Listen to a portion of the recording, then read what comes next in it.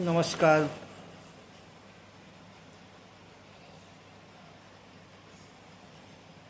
जय श्री राम। मेरी कहानी मेरी जुबानी में आज 29 जून 2025 दिन रविवार में मैं एक पिता के महत्व अपने जीवन में, पिता का क्या महत्व है और आप को आपके पिता कैसे प्रभावित कर सकते हैं, आपके लिए क्या चाहते हैं, इसके ऊपर मैं एक चर्चा करूंगा। वो साल था 2018। अक्टूबर के महीने में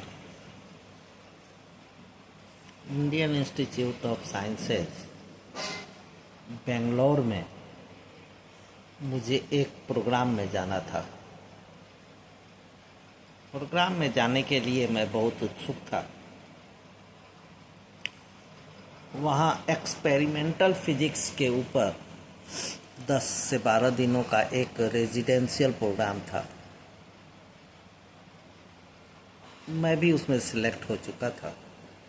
सिलेक्शन का प्रोसेस बहुत अलग था, उस हिसाब से मेरा सिलेक्शन हो चुका था और मैंने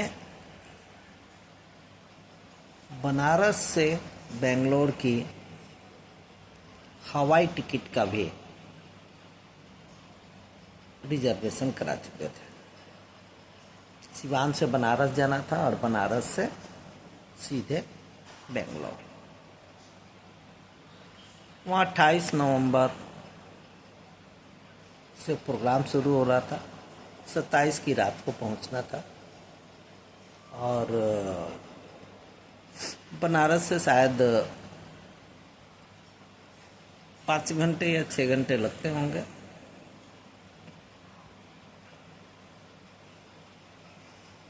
सब कुछ शेड्यूल था। मुझे एक्सेप्टेंस लेटर भी आ चुका था मेरे मेल में। तभी 2 दिन पहले एक लेटर आता है कि आपका सिलेक्शन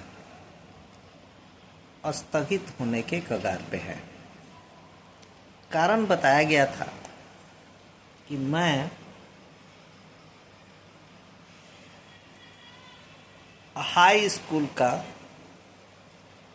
शिक्षक हूँ और जो एक्सपेरिमेंटल फिजिक्स के लिए जिनको बुलाया जा रहा था उनको कॉलेज का शिक्षक होना ज़रूरी था और एक्सपेरिमेंट फिजिक्स के एक्सपेरिमेंट भी जानने ज़रूरी थे। सच में अगर वो 4 दिन पहले लेटर आया होता तो मैं तो शायद नहीं जाता। मेरे पिताजी उस समय इस दुनिया में थे, उनका साया भी मेरे ऊपर था। मैं जहाँ भी फिजिक्स में अटकता था मेरे पिता ही मुझे बताया करते थे कि कैसे आगे इसको लेके चलना है। अब मेरा मन एक कह रहा है कि जाएं, एक मन बोल रहा है कि नहीं जाएं। मेरे पिता ने हिम्मत दिया और बोला कि नहीं, तुमको बेंगलोर एयरपोर्ट पे जाना है, वहाँ से उद्घाटन स्थल पे जाना है और अगर वो वहाँ पे तुम्हें एक्सेप्ट नहीं करते हैं तो वापस चले आना, लेकिन जाना है। यही हिम्मत जल्दी कोई नहीं देता है। मेरी उम्र भी कम नहीं थी, 50 प्लस। पिताजी ने मुझे हौसला दिया, और आज का दिन मैं उसी कहानी के लिए 5 मिनट में जल्दी जल्दी बताऊंगा। तो रात के 9 बजे तक या 10 बजे तक या सुबह के 4 बजे तक मैंने सोचा कि बनारस में पहुंच जाऊंगा। शाम के समय सीवान से एक ट्रेन चलती थी जो कि भटनी तक जाती है, भटनी से फिर बनारस के लिए दूसरी ट्रेन। यहाँ ट्रेन तो राइट टाइम खुली, मगर अभी 20 किलोमीटर भी नहीं चली थी, मैरवा स्टेशन के पहले उसका इंजन खराब हो गया।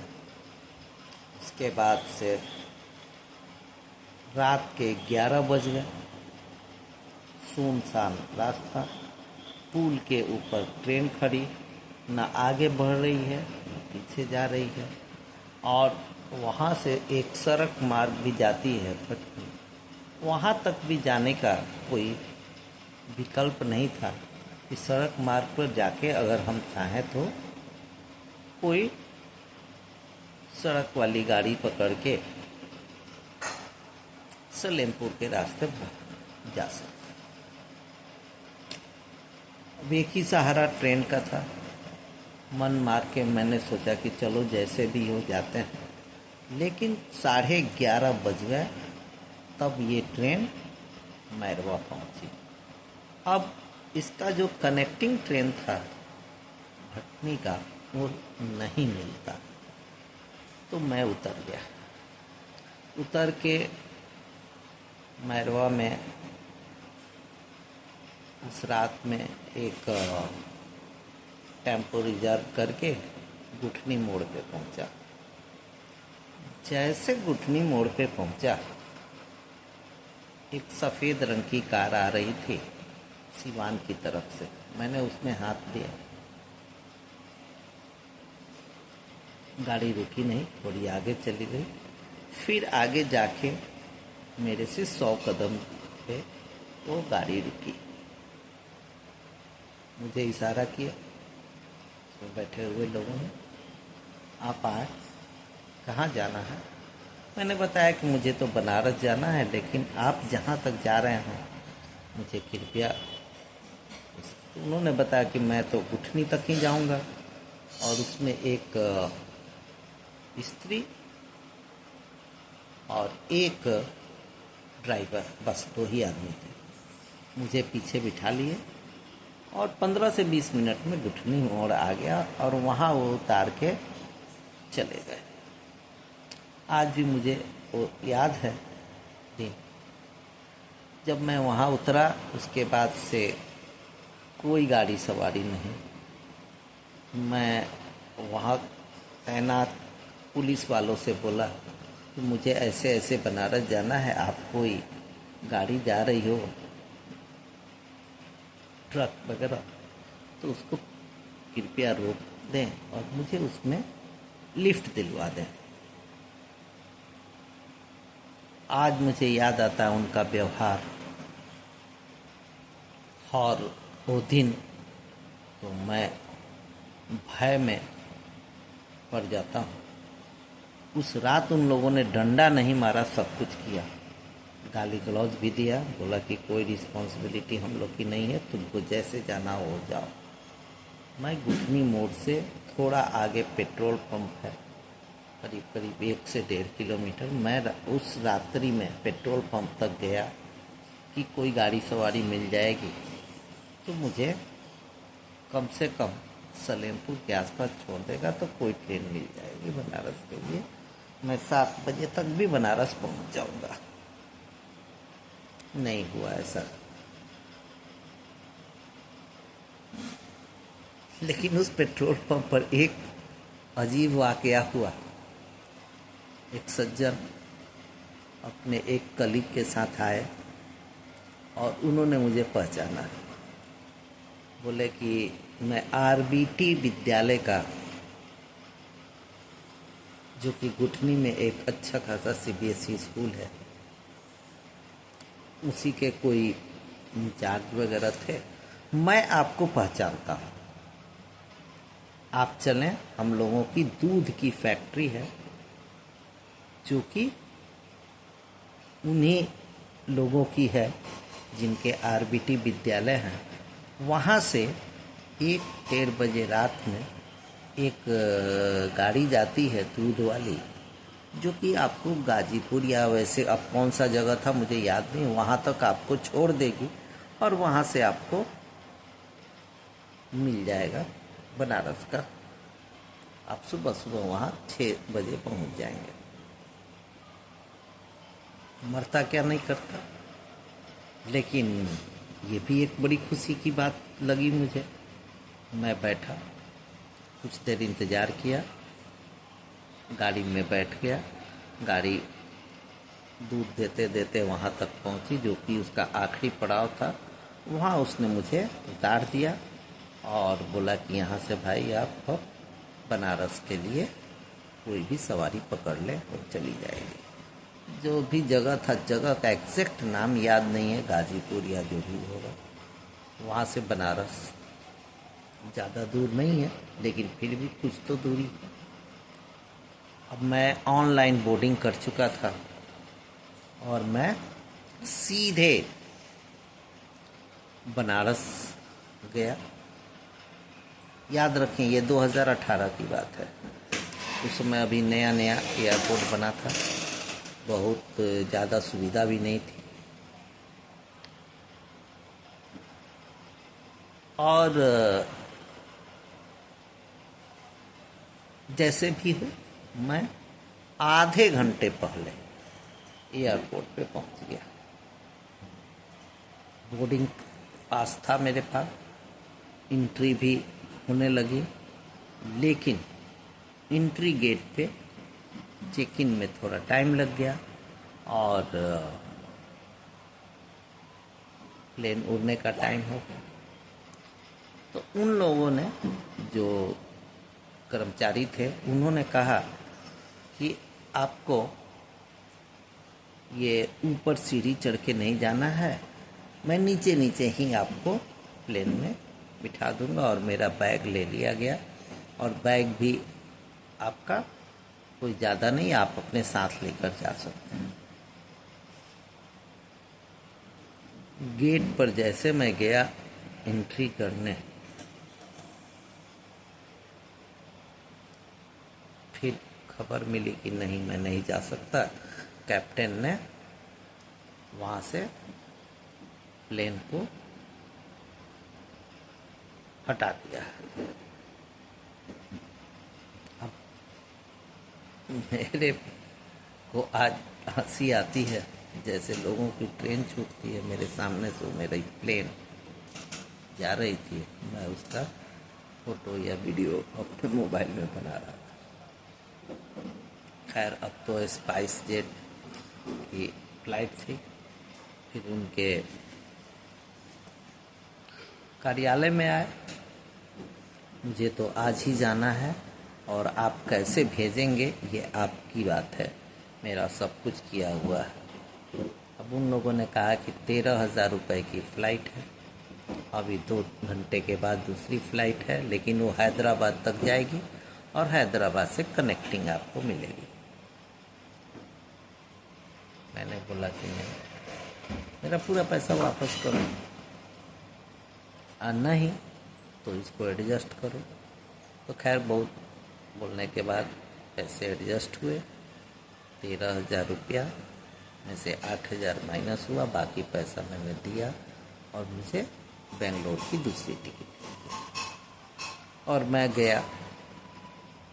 28 नवंबर से प्रोग्राम शुरू हुआ था, तो बहुत कठिनाई हुई पहुंचने में, लेकिन वहाँ बहुत एंजॉय किया मैंने। वहाँ की एक अलग कहानी है। और वहाँ भी जब मैं गया तो मेरे पास एक सर्टिफिकेट थी, जो कि सीवान के राजा सिंह कॉलेज में जब हम लोग अन्वेषिका का प्रोग्राम करते हैं तो साल में एक कोई ना कोई विद्यालय गोद लेते हैं। गोद लेने का मतलब कि वहाँ के बच्चों को फ्री ऑफ कॉस्ट पढ़ाना, उनको फिजिक्स के बारे में छोटे छोटे प्रयोग कराना, ये सब करते हैं।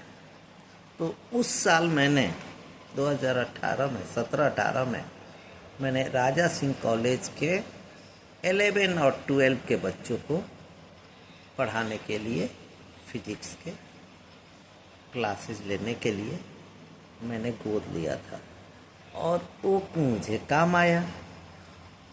मैंने प्रिंसिपल साहब से बोला कि सर मुझे एक सर्टिफिकेट चाहिए जो कि मुझे ऐसे ऐसे प्रोड्यूस करना है। संयोग से वहाँ पे नैक की टीम आने वाली थी जो कि कॉलेज का निरीक्षण करती और उनको कुछ, तो उन लोगों ने मुझे बिना पूछे और पूरे 1 साल का एक्सपीरियंस का एक सर्टिफिकेट कि मैं यहाँ पे कॉलेज लेवल का फिजिक्स का प्रयोग कराता हूँ, ऐसा उन्होंने मुझे एक सर्टिफिकेट दे दिया जो कि मुझे वो बेंगलोर में बहुत काम आया। बहुत अच्छा लगा, वहाँ के एक्सपीरियंस अच्छे लगे, वहाँ के एक्सपेरिमेंट अच्छा लगा और वहाँ जो रूटीन फॉलो करते थे। एक आर श्रीनिवासन सर हैं जो कि अभी तो 90 बरस से ऊपर के हैं और उनको देख के आपको एनर्जी मिलेगी। आप वैसा फिजिक्स का टीचर मैंने अभी तक नहीं देखा है। बहुत लोग काम कर रहे हैं इस फील्ड में, लेकिन उन्होंने जो इतनी उम्र होने के बाद भी एक रूटीन फॉलो करते हैं जो रूटीन हम लोग नहीं कर सकते, न हमारी उम्र के लोग जो हैं नहीं कर सकते हैं। और उनके पास कोई आडंबर नहीं है, कुछ नहीं है, बहुत सादगी से।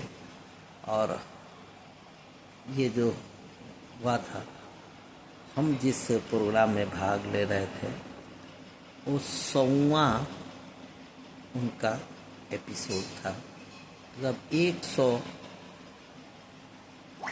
हो चुके हैं उस समय जब मैं इसमें पार्टिसिपेट किया था। और उस समय एक बुक भी मिली थी 100 एक्सपेरिमेंटल फिजिक्स के ऊपर, एक सर्टिफिकेट भी मिली थी जो कि मेरे लिए अनमोल है। वैसे सर्टिफिकेट का तो मेरे पास कोई ऐसा बहुत ज़्यादा उपयोग नहीं होता है, फिर भी बहुत कुछ होता है।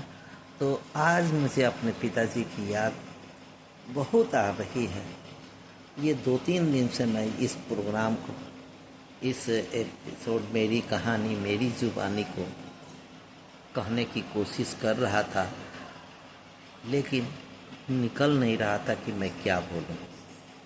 तो ऐसे थे मेरे पिताजी जिन्होंने मुझे ये प्रेरणा दिया कि तुमको नहीं कुछ करना है, तुमको कुछ भी नहीं बोलना है, तुमको क्या करना है, एयरपोर्ट पे जाना है, उद्घाटन स्थल पे जाना है और वापस फिर चले आना है। लेकिन जैसे मैं वहाँ गया मेरी खातिरदारी भी हुई। जिन्होंने मुझे मेल किया था कि आप इसमें भाग नहीं ले सकते, सबसे पहले उन्होंने ही अगवानी की और वो मुझे बहुत इज्जत दिए। उस इज्जत को मैं आज भी नहीं भूल पाता हूँ। लक्ष्मण जी उनका नाम है और मैं 1-2 दिन पहले उनको फ़ोन भी किया था। वो लोग थोड़ा हिंदी में कमज़ोर है, कन्नड़ और इंग्लिश में बहुत अच्छी तरह से बात की है। उनकी पत्नी ने भी मेरे से बात की और इतने दिनों के बाद जब हमारी आवाज़ सुने तो उन्हें बहुत अच्छा लगा। धन्यवाद लक्ष्मण जी, आपने मुझे याद रखा है और मैं भी आपको याद रखूँगा। और भी बहुत सारे लोग थे जिसमें एक प्रदीप नायक था, मुझसे छोटा था, एक प्रिया हसन थी, और भी बहुत सारे लोग थे। सबका नाम मुझे याद नहीं है। फोटो में बहुत सारे लोग हैं। शिक्षक के रूप में 2 लोगों का नाम याद है, एक आर श्रीनिवासन, एक टी जी रमेश। तो धन्यवाद।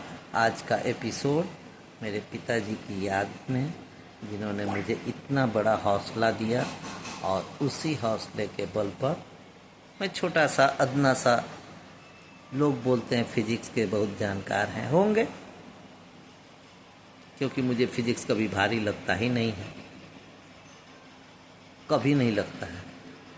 तो धन्यवाद। आज का एपिसोड करता हूँ। राम राम, जय सीताराम, जय सिया राम, सबको सब।